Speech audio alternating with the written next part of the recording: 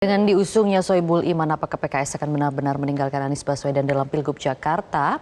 Dan sebagai Bacagub Jakarta, kita akan membahasnya juga pemirsa bersama Ahmad Hoirul Umam, Direktur Eksekutif Indo Strategik. Selamat siang Mas Umam, terima kasih atas waktunya. Kalau Mas Umam menilai dengan diusungnya Sohibul Iman dari PKS, apakah nanti PKS akan meninggalkan Anies? Atau ini hanya strategi untuk memaksakan wakil Anies dari kader PKS? Ya, memang ini menjadi bagian yang sudah tersimulasikan sebelumnya, karena bagaimanapun juga statement dari Presiden PKS Pak Ahmad Syaihu beberapa waktu yang lalu menegaskan secara clear bahwa PKS dengan tingkat kepercayaan diri yang tinggi karena menjadi pemenang di level Pileg DKI Jakarta akan mengusung kader terbaiknya.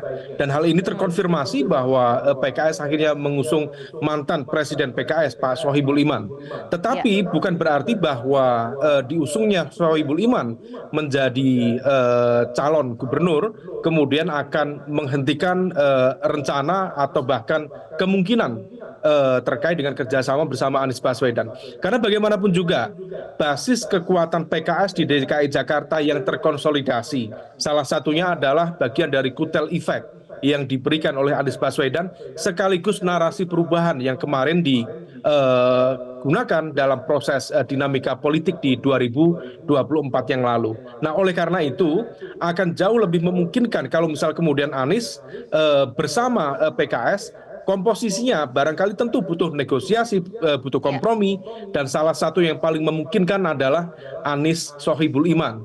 Dan kalau misal kemudian itu dilakukan, rasa-rasanya tidak ada resistensi tersendiri antara Pak Anies dan juga Pak Sohibul Iman juga memiliki kedekatan yang cukup baik, dan keduanya juga memiliki latar belakang yang juga mirip, juga sama-sama pernah menjadi akademisi, bahkan sama-sama keduanya adalah mantan rektor Universitas Paramadina, dan hal itu tentu ada chemistry yang sudah terbangun, artinya tidak ada komunikasi politik yang terputus di sana.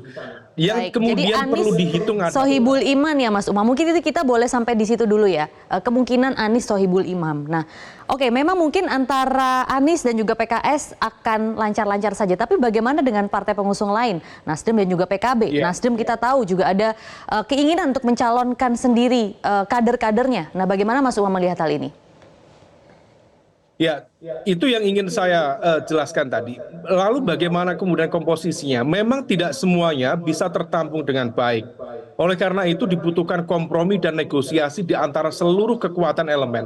Karena bagaimanapun juga besar kemungkinan dari koalisi Indonesia Maju juga akan melakukan segala cara untuk mengamankan basis kekuatan Jakarta. Oleh karena itu Anies termasuk juga lingkarannya PKS, termasuk Nasdem, termasuk PKB, termasuk PDIP barangkali, karena PDIP per hari ini juga agak gamang memberikan dukungan ke siapa, harus berhitung secara matang kemana kemudian bisa memungkinkan mereka mendapatkan kemenangan.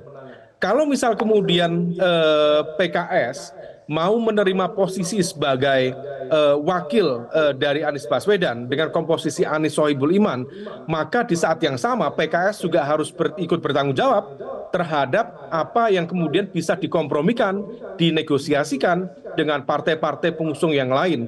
Misalnya dari Nasdem. Nasdem memiliki 3 calon, ada Wibi, ada beberapa nama yang lain, ada Pak Sahroni. Nah, kalau misal kemudian itu bisa dijadikan sebagai bahan pertimbangan, tentu make sense. Tetapi bicara tentang logik kekuatan, memang Anies Sohibul Iman relatif cukup bisa diperhitungkan. Nah, adapun kemudian PDIP, kalau misal kemudian PDIP mau berhitung dan mau menurunkan standar egonya, barangkali komposisi Anies di posisi gubernur, wakil gubernur dipegang oleh PDIP dan wakil gubernur dipegang oleh PKS, dan PDIP bisa kemudian mendapat kompensasi dengan posisi ketua DPRD DKI Jakarta.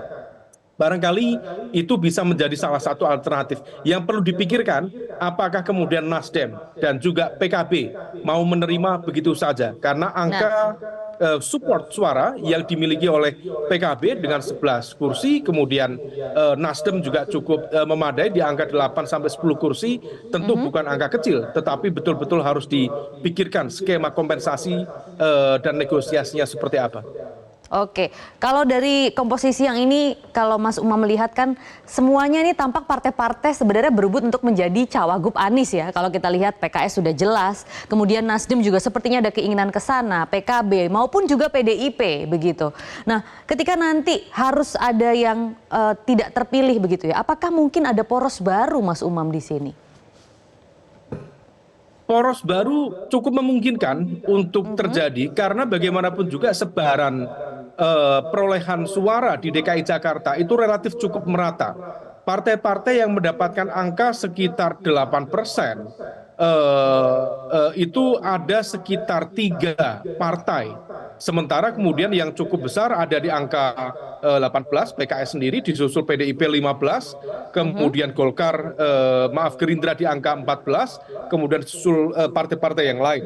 Nah, kalau misal kemudian ada sejumlah partai yang mencoba untuk melakukan manuver dengan menciptakan satu gerbong sendiri, maka hal itu amat sangat memungkinkan. Tetapi di saat yang sama harus dihitung betul.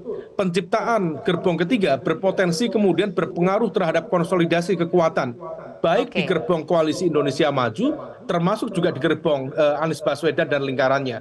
Karena bagaimanapun juga gerbong ketiga berpotensi berdampak dan mengurangi soliditas dari masing-masing gerbong utama. Dan ini bisa menjadi game changer yang kemudian akan menentukan siapa di akhir pemilihan nanti, terutama kalau misal masuk di periode kedua, di fase pemilihan kedua, maka ngeblok dari salah satunya akan berdampak signifikan di sana dalam pemenangan.